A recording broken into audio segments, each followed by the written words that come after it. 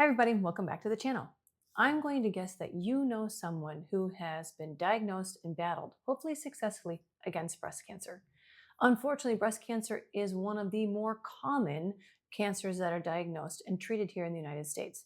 Today, we're not going to necessarily talk about breast cancer itself.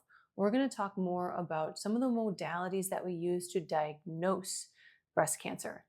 Primarily, that's because I think that there's some modalities out there that people don't know about, you may not know about, and I think it's fair that we know all of the options when we're looking at how to evaluate our health and well-being and how to manage our wellness moving forward. Right? So everyone knows about mammograms. Almost everyone knows about mammograms. Um, I'm not a giant fan of mammograms only because they are x-rays, right? So that's how they take pictures of the breast tissue to find out if there's any malignancies or any uh, problems or troublesome areas in the tissue. And inherently, when you have an x-ray or take x-rays, you're getting radiation. And that is wherein lies the problem. Because if we get too many mammograms in the course of our lives, we have an increased risk of actually contracting breast cancer just because we've had mammograms. So that's my problem with it is I don't think that if we're trying to be preventative about our health and well-being, that we should also be putting ourselves at risk. Now, am I saying that, that it's not a good technology and that we shouldn't have it and that it's not, shouldn't be recommended? No, not at all. The point today is like I said, I want to make you aware of the different types of imaging that we have at our disposal here in the United States and across the world and the globe that can be used. Now, I am not your doctor. I am not making a recommendation for you specifically or for a family member or a friend. What I'm doing is I'm telling you, hey, if you are concerned, talk to your care team, find out what's the best method for you to go about managing your own health. But we're going to talk about mammograms today. We're going to talk about MRIs and then also thermograms. Thermograms is where we're going to spend a lot of our time because I don't think a lot of people know anything about thermograms and how they can be used in the grand scheme of things when it comes to diagnosing and detecting breast cancer. Now, I don't think any of these methods are perfect. I think there are benefits and flaws to mammograms, MRIs, and thermography. And I think when we know both the shortfalls and the shortcomings as well as the benefits of each, then we can figure out what is the best course of action moving forward for our health. So I've already kind of talked about mammograms, mammograms being the form of x-ray that we can see, and the shortcomings of that is that we're exposed to x-ray far too much, especially in some situations. Women are recommended to get them. I've seen as much as every year. My insurance mandates that I get a mammogram every other year, which I'm happy that I don't have to do one every year. Right now that I know the risks that are inherent in mammograms, if I can skip and not have to do them every year, especially because I had to start with my insurance. I had to start getting them at age 40. Women between 40 and 50 aren't as at risk for breast cancer as women who are a little bit older.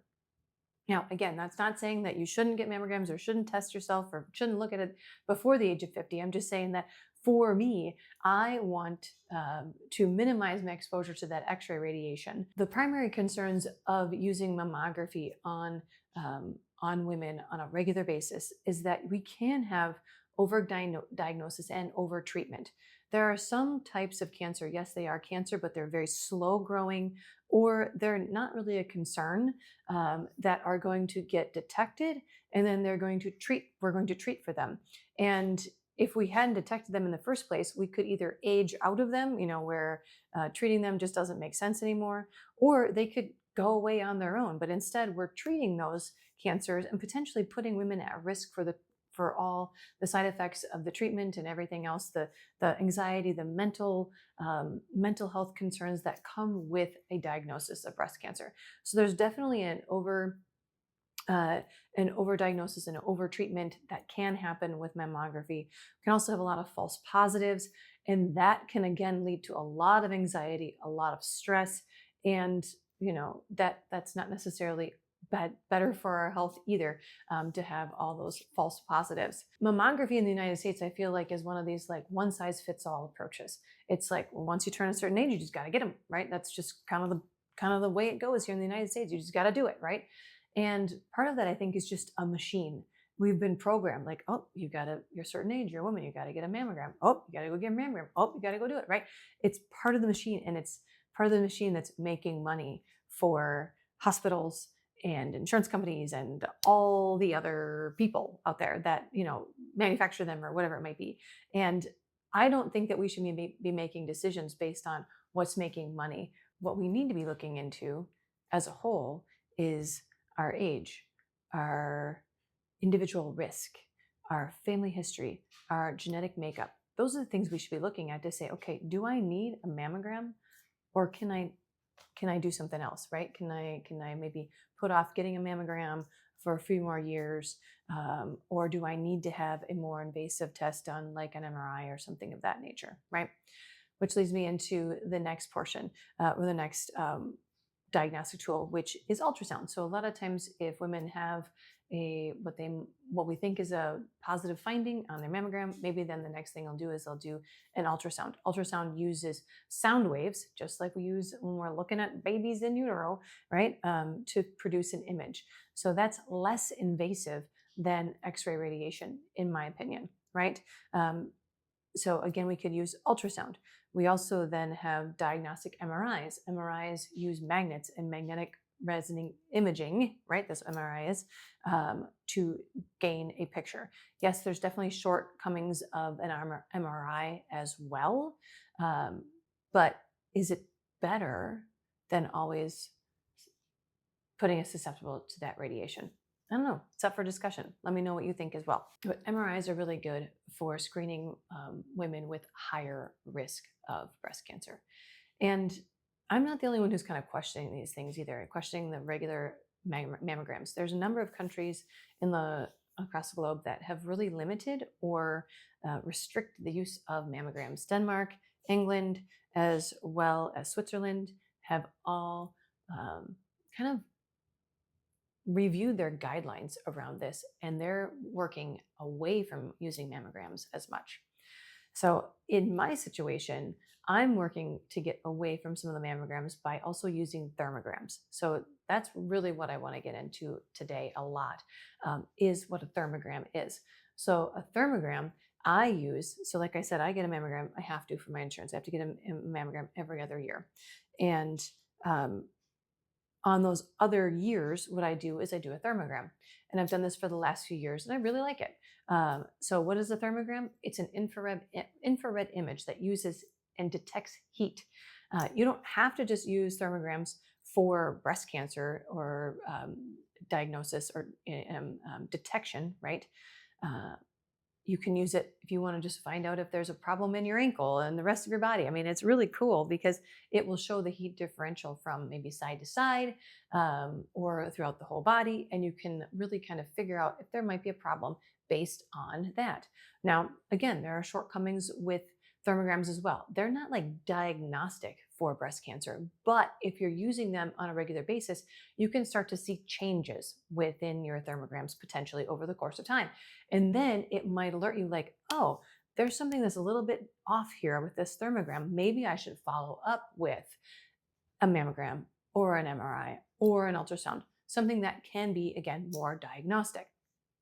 So the thermograms, you have to find a place that offers it. Unlike mammography or MRIs or ultrasound, which are offered in hospital settings, and you can go through your insurance to use that or to get them, thermograms are typically an out-of-pocket cost. Now, I will tell you, because I know from experience, that thermograms are far more affordable than a mammogram. I've had to pay for both of them. My mammogram, because you have to pay for the mammogram, you have to pay for the reading of the mammogram, you have to pay for the doctor. I mean, so many different things you have to pay. I had to pay for a mammogram a few years ago because my insurance didn't end up covering it. And I think I paid close to $800 out of pocket for that mammogram. My thermogram that I get every other year, my receipt from this year was $165. And this mammogram took about 15 minutes, maybe 20 tops. right? In and out real quick. And get a report in the mail a week later with my results, and has a really great report that goes with it, explains lots of things, tells me what's changed from the last time till this time. And it's awesome, right? It's a really great way for me to manage my health, without having to rely upon that medical model all the time. If you're interested in thermography, you have to do a little bit of research and find some place that offers it.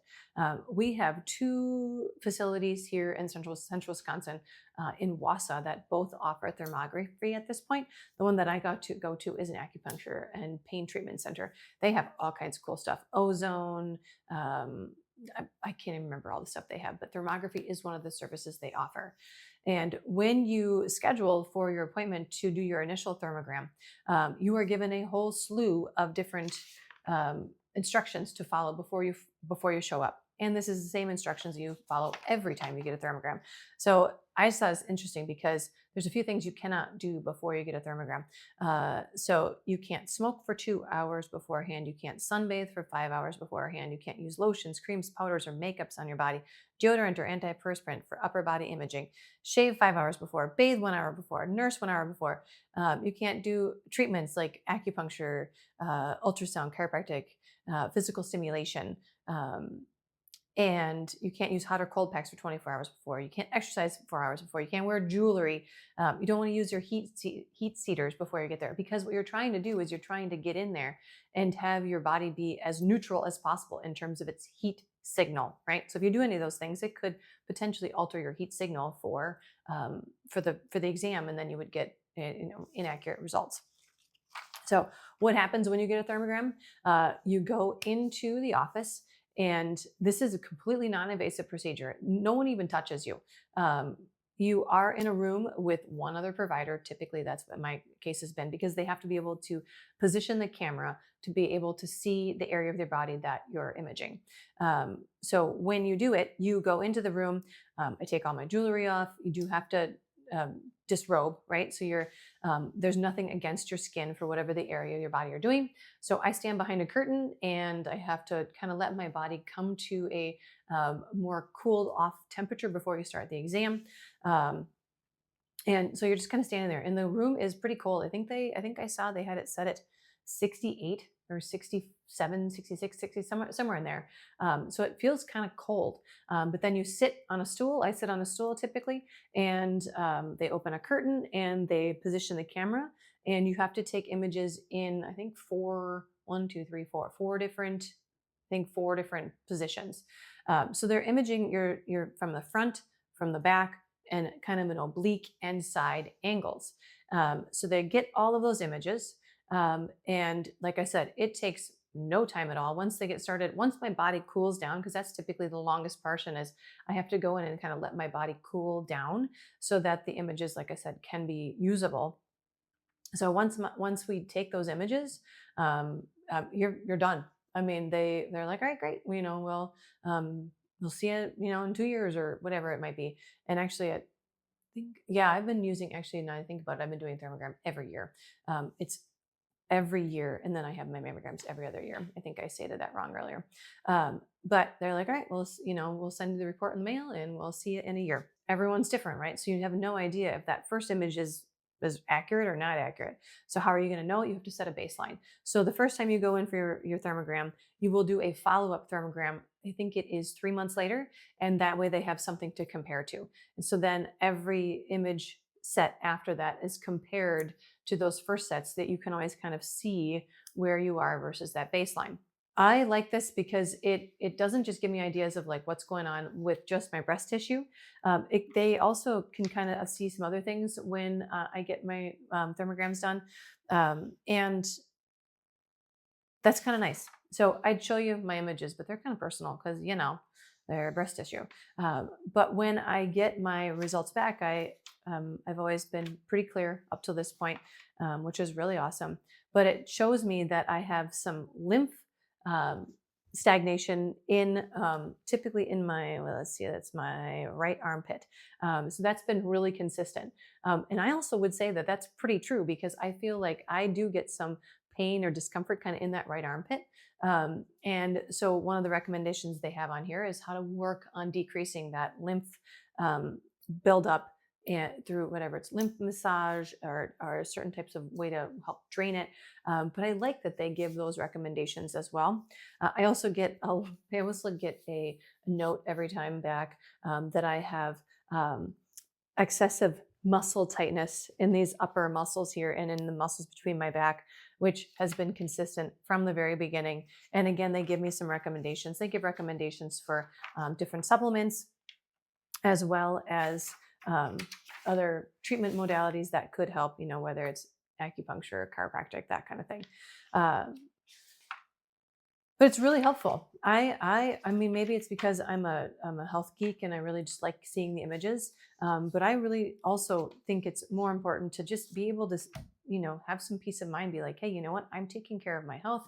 I'm being proactive and making sure that I'm not just relying upon what the medical community says that I need to do, but I'm going above and beyond that to minimize my risk of breast cancer. Now, if you do get one of these done, I am not an expert at reading the thermogram images, but it's really kind of cool because they will tell you kind of like, all right, what's normal and what normal blue areas are, what versus normal or white red areas are. Let me see, where's my little, here, I'll show you what I mean by this. So I'll show you. So this is what it might, like a thermogram might look like. You can see the different colors there, where it's blue and green and red. That top picture there was kind of normal. Some of these pictures here, you can kind of see the difference. If you look at these images, this is a baseline. So that's why I was saying you get your baseline, and then you might have a 3-month image and a 12-month image. And so you can see the difference kind of progressing through. And then, they've got some other images there of inflammatory cancer and ductal carcinoma. So again, these aren't perfect for the diagnosis of breast cancer, but if I were to look at that, I'd be like, yeah, there's a difference from side to side. I mean, is there validity in that? Yeah, I think that deserves some follow-up and finding out what might be going on and how to treat it properly, right? But you could see the different colors there. So there's areas of normal blue, which is, again, if you have this throughout your whole body, the normal blue areas are front of the knees, earlobes, nose, fingertips, areas of fat, hair, end of the breast, buttocks, and toes. So areas of white show extreme inflammation. Next is red, especially if they occur on one side of the body or the other. So I always get a lot of red underneath my armpit, right? So, and I think I get a lot of red right along the spine in my mid-thoracic spine. And they tell me that I might have some degenerative discs in there. I don't know if I agree with that. Maybe I do, but I don't think so.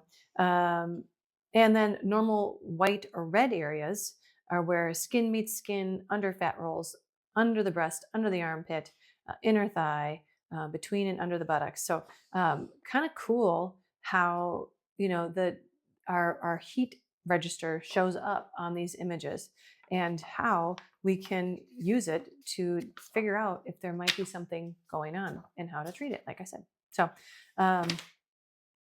yeah, it's interesting. And I don't think, whenever I brought this up in my office to women, or men for that matter, but primarily women, they have zero idea that anything like this even exists. So that was really my primary reason for wanting to do this, because I just got these results back like 2 weeks ago, I think. So I was like, you know what, this is probably a good time for me to educate all of you about thermograms and how to potentially add them into your wellness repertoire. Again, I'm not an expert on any of these methodologies, and I do think they all play a very important role in the detection and prevention of breast cancer. I hope that we can continue to evolve and develop even safer methods of diagnosis for breast cancer, so that we don't have to continue to potentially put ourselves in harm's way just by trying to do our best to keep ourselves healthy. That's what I don't like. So now, if you or someone you know has or is suffering from breast cancer, my thoughts and prayers go out to you. I have many friends and have had many patients who have undergone breast cancer treatment, and um, they've all done, in the end, they've all done great, right? I know, but that's not always the end result of breast cancer. So that's why we need to really continue to push the education and the research piece so that we can continue to evolve, get healthier, and not have this be such a detrimental um, diagnosis for so many women in the United States. So let me know what you think down below in the comments. Have you ever heard of thermograms? And if you have you ever had one? And also, I appreciate your support. If you like this one, give me a thumbs up. As well, subscribe to the channel if you haven't already, because I've got new content that comes out every Monday and Thursday.